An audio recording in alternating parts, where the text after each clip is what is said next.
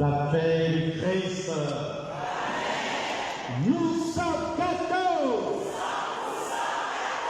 Nous sommes gâteaux.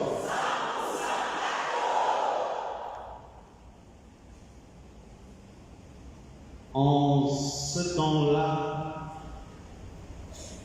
Jésus disait à ses disciples: Excellence, Monseigneur Basile, chers prêtres, chers consacrés, frères et sœurs bien-aimés, le Christ chemine au milieu de son peuple. Il est avec nous. Il nous l'a promis de suivre avec vous tous les jours jusqu'à la fin des temps. Et il nous donne sa parole. Cette parole qui est esprit et vie. Et pour grandir dans l'obéissance de la foi, nous sommes invités à une écoute docile de la parole de Dieu. C'est-à-dire une écoute qui brûle nos cœurs d'une passion pour la vérité, pour la justice. Une écoute qui ouvre nos yeux à la présence du ressuscité. Une écoute qui affermit nos pas pour l'annonce de l'Évangile. Cette écoute, le principal protagoniste, c'est l'Esprit Saint qui se déverse sur tous ceux qui veulent se mettre à l'écoute de la parole de Dieu. L'Évangile d'aujourd'hui nous présente un gérant malhonnête. Ce gérant est un riche administrateur. Il a entre ses mains l'immense patrimoine du propriétaire. Oui, frères et sœurs, Dieu nous a fait grâce du don de la vie. Il nous a fait grâce de ce pays béni qu'est le Gabon. Dieu a fait de nous son peuple pour porter au monde son Saint-Nom.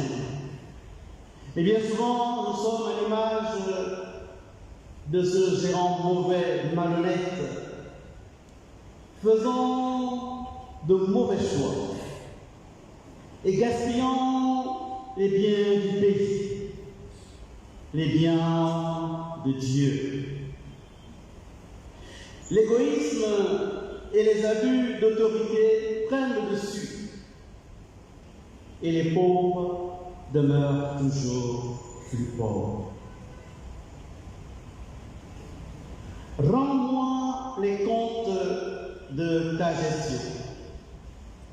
Ces paroles nous rappellent notre pauvreté, nos limites.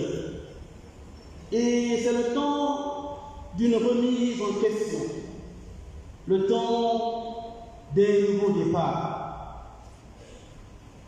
Comment faire pour qu'une fois renvoyé de ma gérance, les gens m'accueillent chez eux? La peur d'être dans la rue, sans revenu, rejeté de tous, eh bien la principale motivation de ce gérant.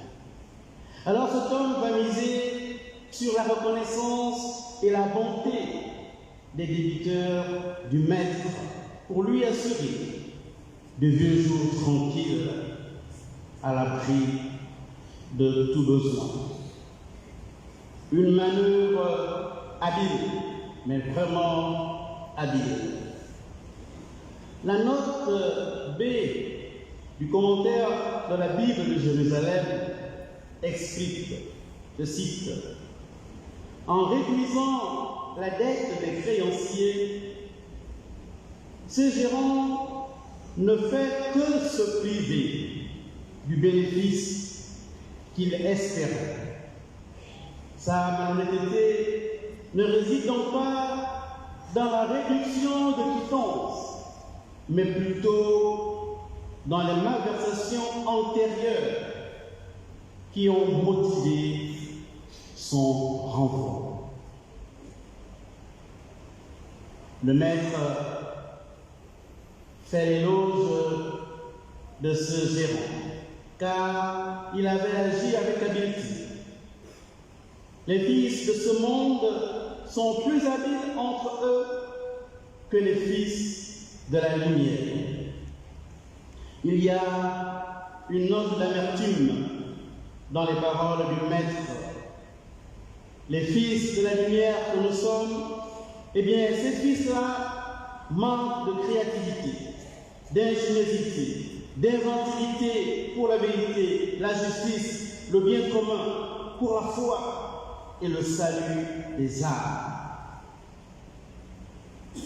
Voilà une invitation forte et urgente. Frères et sœurs bien-aimés, le synode sur la synodalité voulu par le pape François est un grand chantier qui articule communion, mission et participation, et qui met ainsi en mouvement une nouvelle manière d'être Église. Une Église où les prêtres, les religieux, les laïcs, tous revêtus de la dignité baptismale, sont missionnaires, devenant ainsi tous co-responsables de la gestion et de la gouvernance de la communauté chrétienne. Cette vision ouvre des perspectives nouvelles pour les ministères, pour une Église inclusive et plus proche de tous. Frères et sœurs bien-aimés, notre pays, le Gabon, est appelé lui aussi à la restauration de ses institutions. Un temps précieux, un temps de grâce, où la responsabilité du chrétien dans la gestion de la cité est vivement sollicitée. Il ne s'agit pas de porter uniquement le nom de chrétien ou de catholique, mais d'agir en véritable témoin du Christ. Il ne s'agit pas uniquement de quantité, mais de mettre véritablement en valeur la qualité de notre baptême, la qualité du grain de sel qui donne du goût, la poignée de levure qui fait monter la pâte, la lumière sur le lampadaire qui éclaire toute la maison. Alors, devant ces chantiers, nous voulons regarder Saint Paul, qui est plein d'optimisme dans la lettre qu'il écrit. Un optimisme fondé sur la puissance de l'Esprit qui conduit l'Église.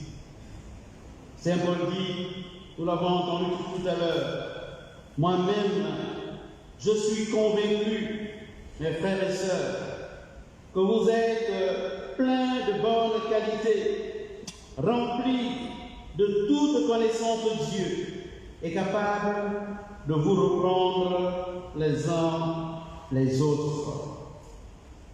Ainsi, avec Paul, nous pouvons dire que nous sommes à la mesure de répondre à ces attentes.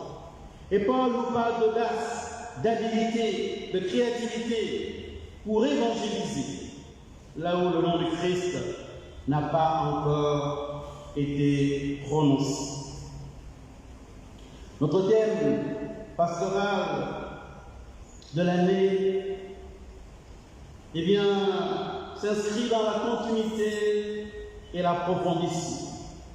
Il sera le même que l'année dernière, parce que, bien, il répond aux préoccupations du moment. Nous sommes donc invités à approfondir ce thème sur les traces du Christ pour une société plus juste et plus fraternelle. Frères et sœurs bien-aimés, que l'Esprit Saint pénètre chacune des composantes du peuple de Dieu que nous formons pour renouveler l'Église de Jésus-Christ et pour renouveler la face de la terre. La paix de Christ. Amen.